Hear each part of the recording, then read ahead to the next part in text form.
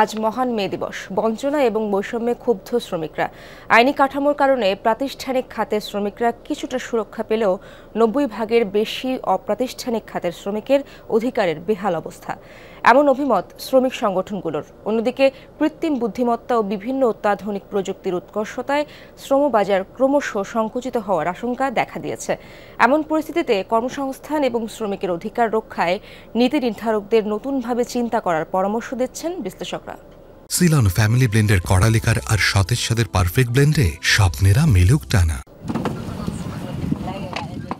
মাথার উপর সূর্যের প্রখর তাপ, বাতাসে আগুনের হলকা, এসব মাথায় করেই শ্রমিকের কর্মযজ্ঞ। কাগজে কলমে 8 ঘন্টার কাজ, কিন্তু এই আইনের কোনো বালাই নেই অপ্রাতিষ্ঠানিক খাতের এই শ্রমিকদের জীবনে। হাড় ভাঙা খাটুনির পর মিলছে না ন্যায্য পারিশ্রমিক। আর এখন যে রোদের তাপ, এই তাপে তো মনে করেন 12 ঘন্টা কাজ করলে 2 ঘন্টা থাকা লাগিতে, আবার 3 দিন কাজ করলে অনিবার্য একদিন বন্ধ যায়। চালের যে দাম, বাজারে যে দাম, আমরা অল্প করেই খাবার নিয়ে আসি। কি করবো, যতটুকু টাকা পাই অতটুকু দিয়ে বাজার করি, হালকা পাতলা কইরাও অতটুকুই নিয়ে আসি। সোমবার আছে 4000 টাকা, বাচ্চার খরচার লেখাপড়া হয় না, তো এটিতে সংসার চলে না, তাও কষ্ট করে চলাইতে হয়।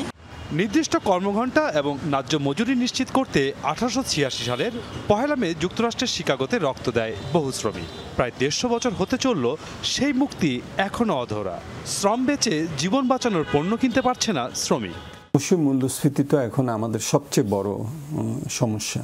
এটার ফলে জীবনযাত্রার ব্যয় বেড়ে মানুষের ক্রয় ক্ষমতা কমছে, জীবন মানের উপরে এটার নেতিবাচক প্রভাব পড়ছে। মানুষের যে খাদ্য নিরাপত্তা, পুষ্টি নিরাপত্তা, সেগুলো বিভিন্ন জরিপে কিন্তু উঠে আসছে। শ্রম আইন ও শ্রমবিধি তৈরি পোশাক শিল্পের মতো প্রাতিষ্ঠানিক খাতের শ্রমিকদের কিছুটা সুরক্ষা দিচ্ছে, কিন্তু 5.5 কোটি অপ্রাতিষ্ঠানিক খাতের শ্রমিকরা ন্যায্য মজুরি ও বিভিন্ন অধিকার থেকে বঞ্চিত, এমন অভিমত শ্রমিক সংগঠনগুলোর। বর্তমান শ্রম আইনে মাত্র 8 থেকে 10 ভাগ শ্রমিকের সুরক্ষা দেয় টোটাল শ্রমশক্তি। 90 থেকে 92 ভাগ শ্রমিক শ্রম আইনের বাইরে, তারা শ্রম আইনের কোনো সুরক্ষা পায় না।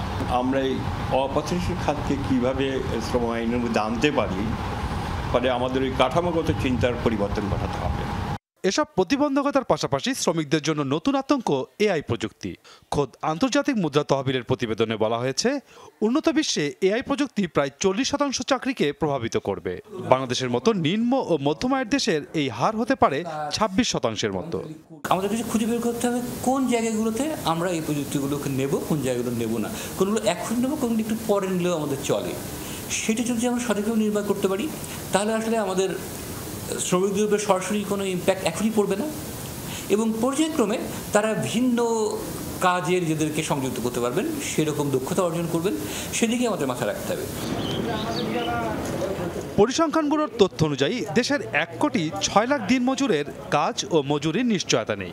একদিন নিশ্চিত হবে শ্রমিকের কর্মনিরাপত্তা, ঘুচবে শ্রমিকের মজুরি বৈষম্য, এমনটি প্রত্যাশা মে দিবসের। মাসুদুজ্জামান রবিন, যমুনা নিউজ, ঢাকা।